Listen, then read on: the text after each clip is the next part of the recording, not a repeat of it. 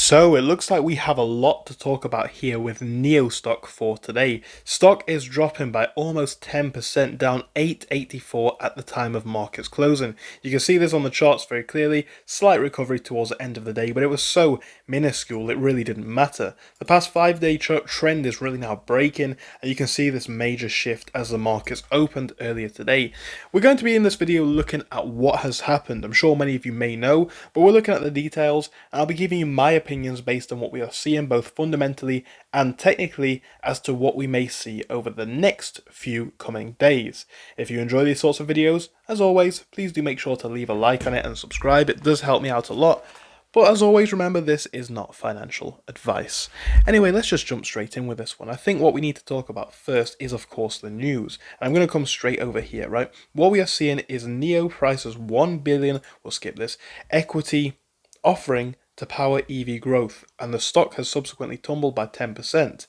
So Neo stock has plunged nearly 10% after it announced plans to raise over $1 billion through a new equity offering. The Chinese EV maker has priced its offering at $5.57 per share. You can see the Hong Kong price there, I believe it is. And that is an 11% discount to the previous day's close. The transaction is expected to close around September 17th.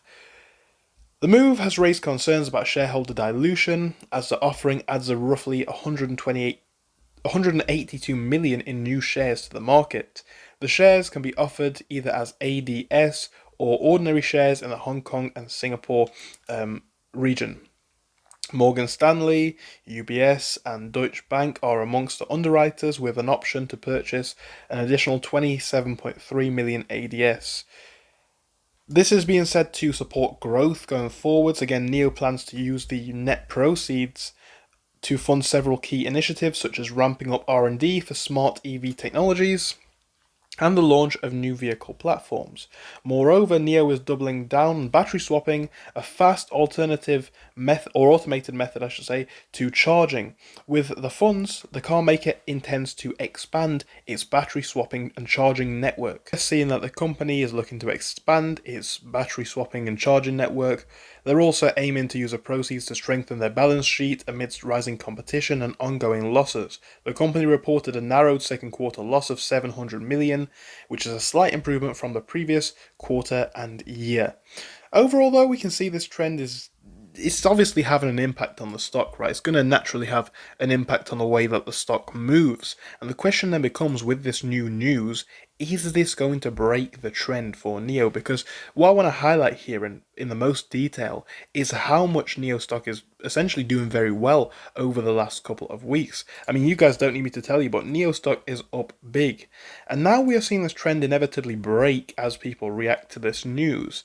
And if we bring up Neo stock quickly, you'll see this, Neo was holding very nicely above key levels of support at 594, for example. Now we are dropping well below that into the 560s. I think this is very much going to be a critical time to watch out for Neo. Again, we're going to want to watch if this previous support of 550 is able to actually hold, because if it doesn't, and if we do move further down, I think we have a lot of potential here, unfortunately, to knock out a lot of these gains and move more to the downside. Again, we are seeing a lot of resilience into the late part of the day, and this is also worth paying attention to, right? The stock is moving slightly up, as I say, not really enough to change the trend trajectory too much. If we see this one remain at these levels and ultimately hold above 550 as a support, then things may not be looking as bad. But I think most crucially here, and one of the biggest things to pay attention to, is this general trend. This trend of potential downside that we could see.